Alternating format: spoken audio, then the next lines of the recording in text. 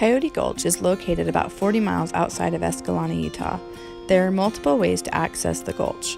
For this trip, my friend and I made a loop, entering at Crack in the Wall and exiting just before Jacob Hamblin Arch. We parked at the water tank, which is located about 33 miles down Hole in the Rock Road on your left. From there, we walked in deep sand up to the Crack in the Wall trailhead.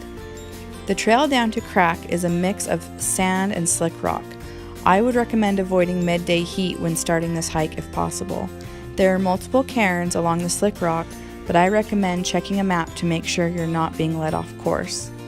When you arrive at Crack in the Wall, the canyon opens up for an amazing view. You'll need to bring rope to lower your packs as you descend the crack. I just brought a bundle of paracord and it worked great. Coyote Gulch is truly a desert oasis and sees heavy use. Because of this, WAG bags are now required in the canyon and can be purchased at the visitor center. Permits are free but also required. We picked up ours with our WAG bags.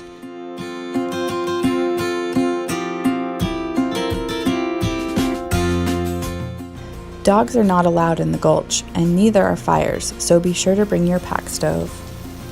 There are multiple freshwater seeps along the gulch, and some people choose to fill their water bottles here. We brought a water filter and just found a deeper spot in the stream and pumped water so that we could get it wherever we wanted. A ranger warned us to watch out for ravens, as they have been known to haul away full bottles of hydrated food and are pretty sneaky. He recommended that we hang our food at night. He said it didn't have to be a bear-proof hang, just any sack off the ground to keep the critters out. I will say that despite the large amount of hikers coming through Coyote Gulch, it was very clean. We hiked in and out of the water for the duration of the hike, and I ended up barefoot before too long.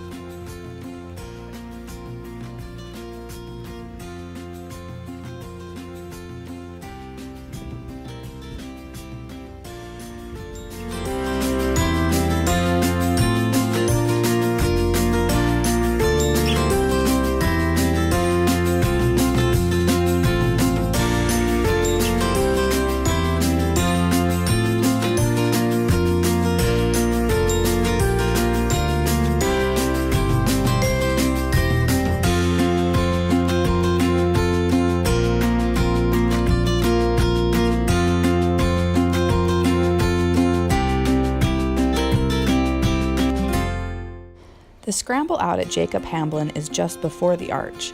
It's a two-part scramble, and the easier first section is what is visible in our video.